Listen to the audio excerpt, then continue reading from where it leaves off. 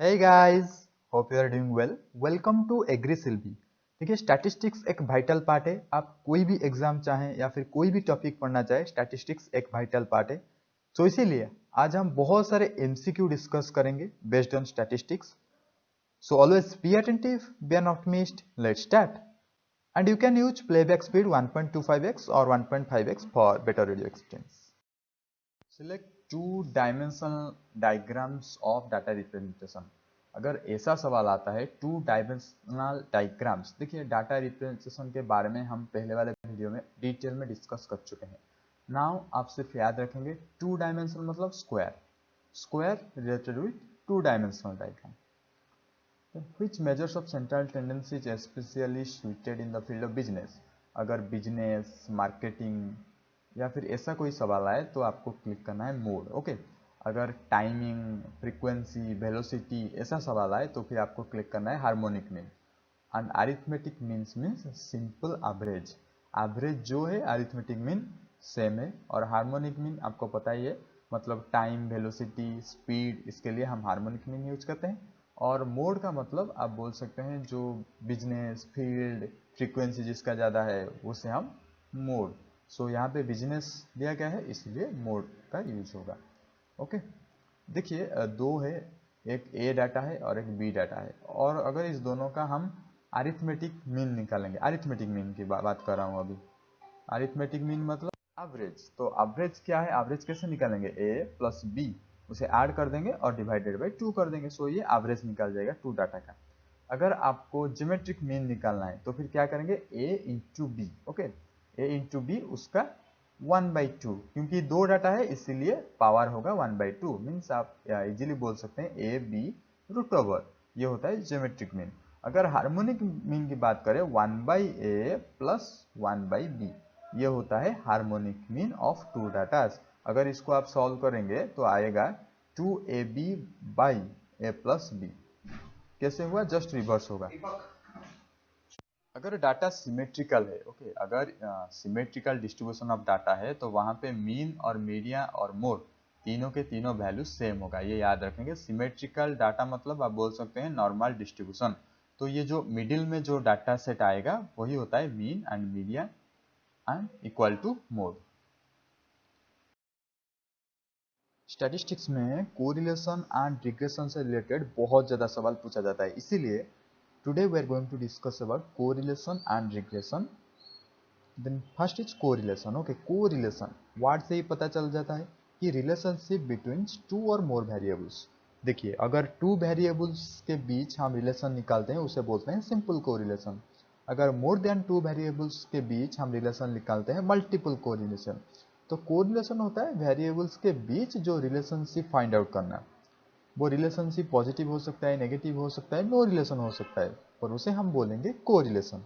तो रिग्रेशन क्या है, जो रिग्रेशन होता है ना वो टू वेरिएबल्स के बीच होता है, और वो टू वेरिएबल्स एक डिपेंडेंट वेरिएबल होता है और एक इंडिपेंडेंट वेरिएबल होता है। ये रिग्रेशन के केस में मैं बता रहा हूँ।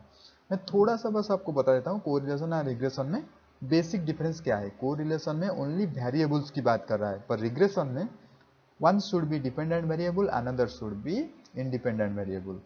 और ये जो कोरिलेशन है ये टू और मोर वेरिएबल्स के बीच डिटरमाइन हो सकता है, पर रिग्रेशन में दोनों दो ही चाहिए, एक डिपेंडेंट होना चाहिए, एक इंडिपेंडेंट होना चाहिए। ओके, अभी हम सिर्फ कोरिलेशन के बारे में डिस्कस करेंगे। So correlation used for measuring the magnitude and direction of relationship between the, देखिए bivariate and multivariate normal distribution में कोरिलेशन का बहुत ज्यादा हाथ है। ओके, ये जो चीज है बाईवेरिएट एंड मल्टीवेरिएट क्या है हम सब्सिक्वेंट वीडियो में डिस्कस करेंगे।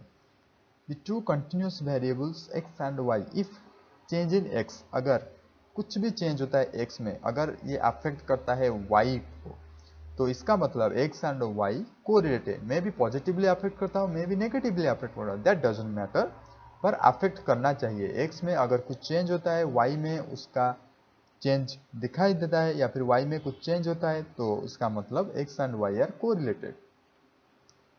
कोरिलेशन को हम अगर मैथमेटिकली एक्सप्रेस करना चाहे या फिर कोई नंबर देना चाहे तो इसके लिए हम आर सिंबलाइज करते हैं, that means correlation coefficient. Okay, एक कोएफिशिएंट हम दिए हैं, अभी कोरिलेशन को मेजर कैसे करेंगे, हमें कोई न्यूमेरिकल वैल्यू तो देना पड़ेगा मेजर करने के लिए कितना कोरिलेशन है, इसीलिए we are providing a symbol, that's r को बोलते हैं correlation coefficient, okay, and it is a measure of strength of straight line or linear relationship between two variables, okay, ये होता है strength of linear relationship r, correlation coefficient, okay, correlation coefficient का value -1 to +1 इस दोनों बीच में लाई करता है, okay, मतलब रेंज उसका ये दोनों बीच में रहता है।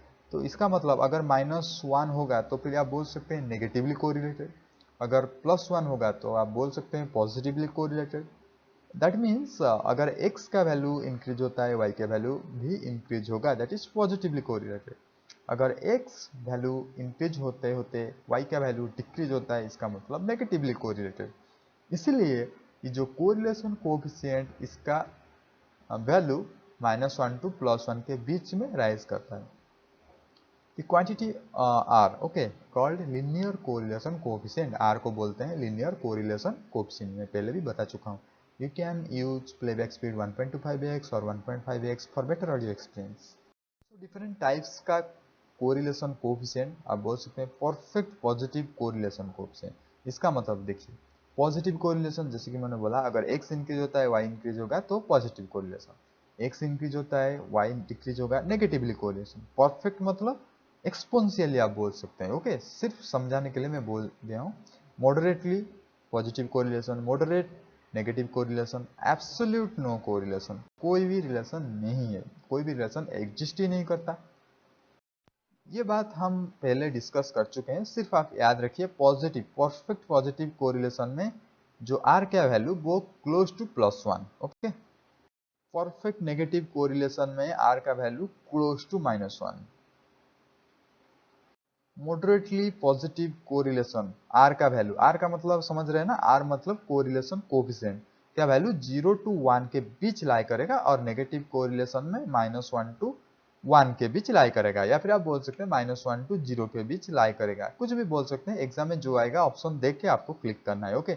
और नो कोरिलेशन मीन्स तो आपको पता ही है, it's 0, okay. No correlation means correlation coefficient is close to 0।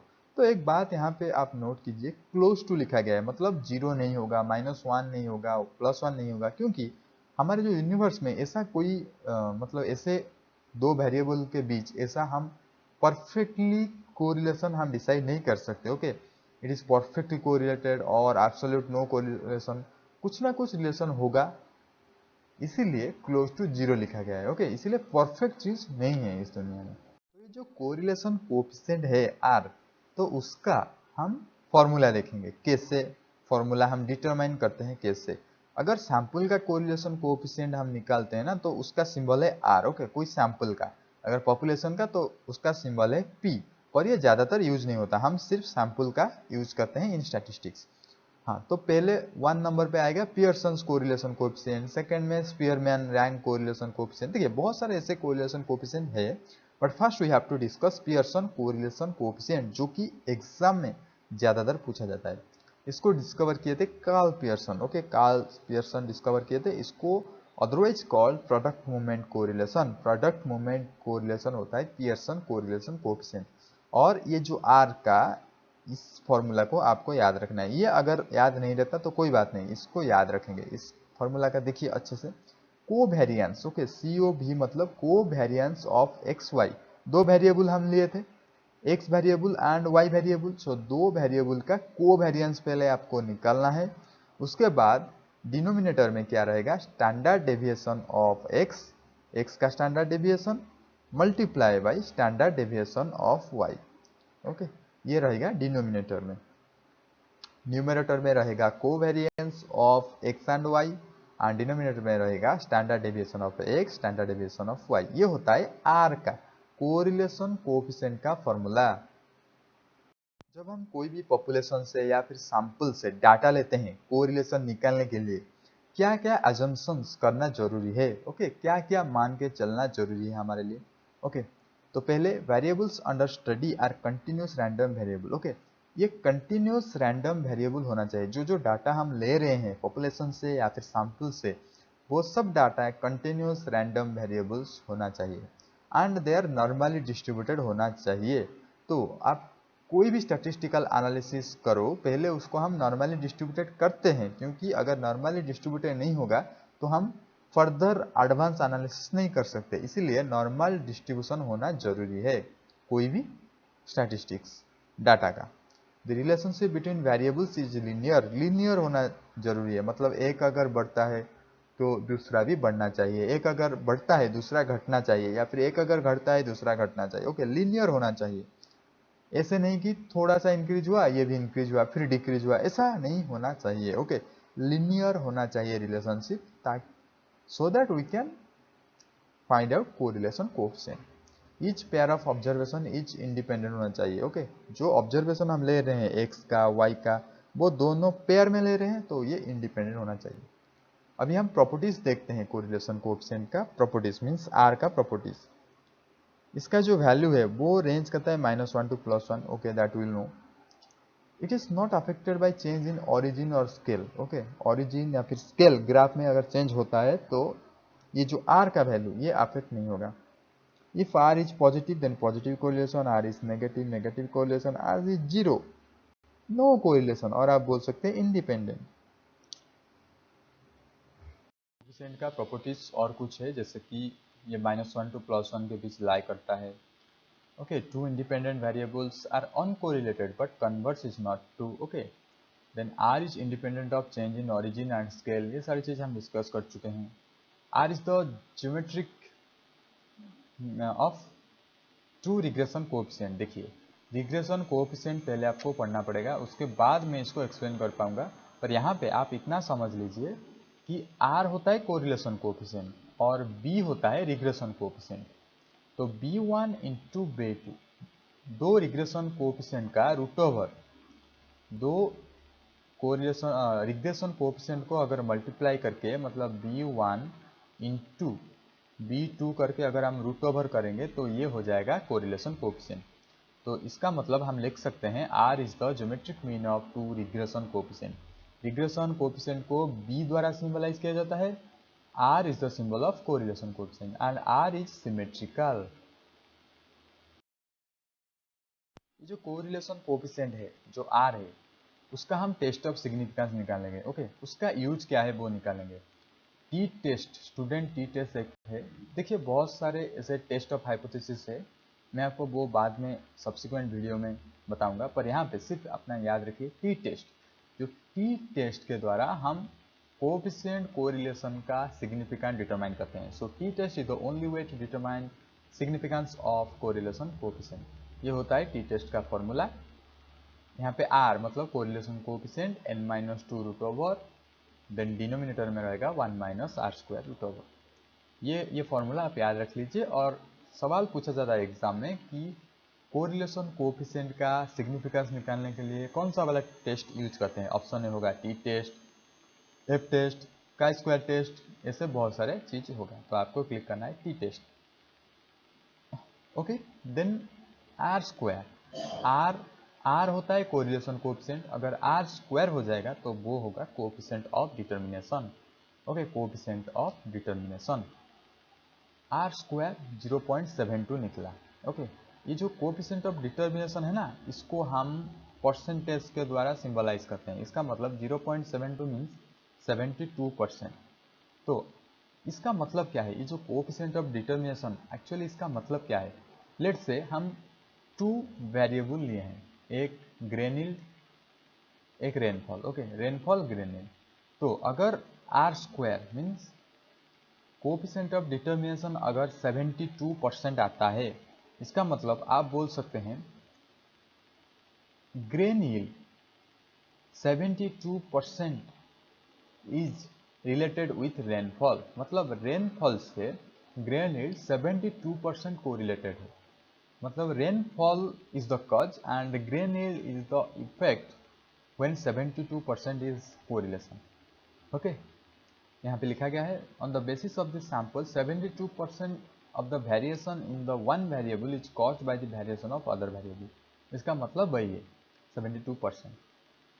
तो R square use to compare to correlation coefficient, दो कोरिलेशन कोएफिशिएंट अगर होगा तो आर स्क्वायर यूज करके हम डिटरमाइन करते हैं। आर स्क्वायर क्या है? Coefficient of determination. याद रखिए coefficient of determination denoted by R square. Then value of 1 minus R square, 1 minus का आर स्क्वायर होता है coefficient of alienation, coefficient of alienation. Then Spearman correlation coefficient. Okay, Spearman correlation coefficient यहाँ पे as like as Pearson correlation coefficient, Spearman correlation coefficient is also a type of correlation coefficient, but इसको हम use करते हैं rank correlation coefficient. मतलब जहाँ पे rank आएगा ना तो उसमें हम स्पीयरमैन कोरिलेशन कोएफिशिएंट को यूज कर सकते हैं, ना कि Pearson correlation coefficient. So exam में आपको इतना ही याद रखना है कि रैंक्ड वेरिएबल्स अगर देगा तो आपको क्लिक करना है स्पीयरमैन कोरिलेशन कोएफिशिएंट में, और इसका रेंज भी वैरी करता है -1 to +1। ओके, और ये है स्पीयरमैन कोरिलेशन कोएफिशिएंट का फॉर्मूला, आप देख सकते हैं ये डिराइव्ड फॉर्मूला है। ओके, पियर्सन कोरिलेशन कोएफिशिएंट को यूज करके ये डिराइव किया गया है स्पीयरमैन कोरिलेशन कोएफिशिएंट। ओके, तो यहाँ पे आप पूछ सकते हैं डी आई क्या है? डी आई मतलब difference, difference between the two ranks of each observation. Okay, two ranks in each observation का डिफरेंस डी है, यह है स्पीयरमैन कोरिलेशन कोएफिशिएंट। अगर कोई जजिंग ऐसा कोई टाइप का अगर आता है तभी हम केंडल कोएफिशिएंट ऑफ कॉन्फिडेंस के तरफ बढ़ेंगे। तो इसको याद रखिए, केंडल कोरिलेशन कोएफिशिएंट, तो इसका नाम थोड़ा सा लगे कोएफिशिएंट ऑफ कंकोर्डेंस टर्म आया या फिर जजेस का टर्म आया, आपको क्लिक करना है केंडल कोरिलेशन कोएफिशिएंट पे। और ये जो रेंज है ये थोड़ा सा अलग है, 0 to 1 वेरी करता है। ओके, -1 की तरफ नहीं जाएगा क्योंकि ये जजेस है ना, ये कंकोर्डेंस है ना, इसलिए 0 to 1। सबसे ज्यादा दो important correlation coefficient Karl Pearson and Spearman, इस दोनों को आपको याद रखना है, बाकी सारे के सारे सिर्फ आपको पता होना चाहिए, एग्जाम में पूछा नहीं जाता। So this is our end of the video. If you like this video, please like and subscribe this channel so that you will get more videos in time.